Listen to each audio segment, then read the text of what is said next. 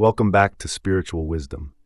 If you've been following along, you'll know that in our last episode, we explored the monumental influence of Avicenna, the philosopher-physician who sought to unite science and spirituality. Today, we're shifting gears. We're diving into one of the most dramatic intellectual showdowns in Islamic history, a man who challenged the philosophers head-on. Say hello to Al-Ghazali. Now, Al-Ghazali is one of those towering figures who shook the world of Islamic thought to its core. Born in 1058 CE in Persia, in what is now Iran, he lived during a time when philosophy, particularly the ideas of Greek philosophers like Aristotle, as interpreted by thinkers like Avicenna, had become deeply entrenched in the intellectual world of Islam. But Al-Ghazali, he wasn't convinced that philosophy had all the answers. Let's start with his background. He was a brilliant student and quickly rose through the ranks of scholarship. By his early 30s, he held one of the most prestigious teaching positions in the Islamic world, at the Nizamiya Madrasa in Baghdad. He was considered the top theologian and jurist of his time. But then something unexpected happened. He had a spiritual crisis. Despite all his knowledge and success, Al-Ghazali felt a deep sense of emptiness. He began to question the very foundations of knowledge and faith.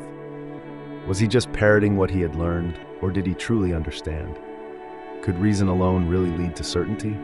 This crisis led him to leave his post, give up his wealth and reputation, and embark on a journey of inner discovery. For years, Al-Ghazali wandered, visiting holy sites, meditating, and living in solitude. It was during this time that he began to embrace Sufism. He found in Sufism a direct, personal experience of God that philosophy and legalism couldn't offer.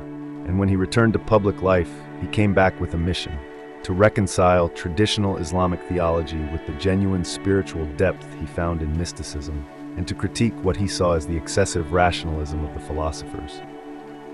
Enter his most famous work, Tahafut al-Falasifa, or the Incoherence of the Philosophers. In this bold and controversial book, Al-Ghazali didn't hold back. He took on the leading philosophers of his day, especially Avicenna, and argued that their reliance on reason had led them into error on key theological points.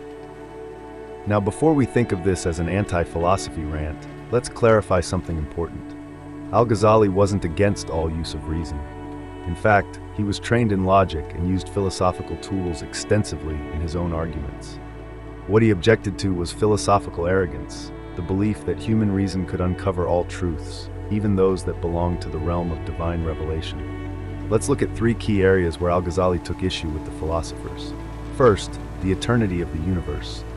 Philosophers like Avicenna, following Aristotle, argued that the universe had always existed. But Al-Ghazali said, hold on, the Quran teaches that God created the universe out of nothing. So, who are we to say otherwise, just because our limited reason can't grasp creation ex nihilo? Second, the nature of God's knowledge. Some philosophers claim that God only knows things in a general, universal sense, not the tiny specific details of our lives.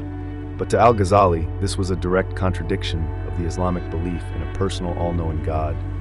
Third, and most dramatically, the denial of bodily resurrection. Some philosophers suggested that the afterlife was purely spiritual. Al-Ghazali called this heresy. For him, the resurrection of the body was a cornerstone of Islamic belief.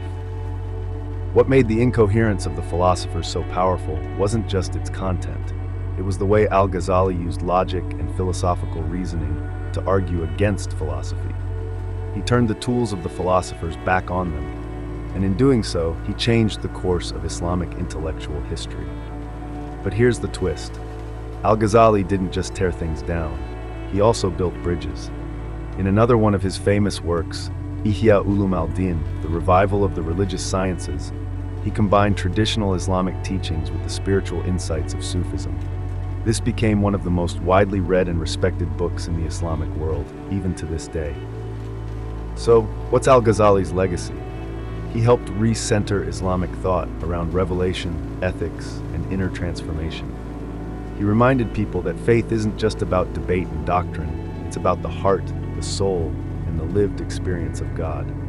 And while some philosophers saw this as a retreat from rational inquiry, others saw it as a necessary correction, a way to keep knowledge grounded in humility and divine guidance. Interestingly, Al-Ghazali's critique didn't end the story of Islamic philosophy. In fact, it sparked a powerful response, most famously from the philosopher Averroes, or Ibn Rushd, who wrote The Incoherence of the Incoherence in defense of the philosophers. But we'll get to him in our next episode. So here's your reflection for today. Can faith and reason work together, or are they always in tension? When should we trust logic, and when should we trust revelation? Thanks for joining us on Spiritual Wisdom. Next time, we'll meet Averroes, the man who took Al-Ghazali's challenge and answered back with a fierce defense of philosophy. It's a philosophical rematch you don't want to miss. Don't forget to like, subscribe, and share this journey through the minds that shaped our world. And as always, stay curious and stay wise.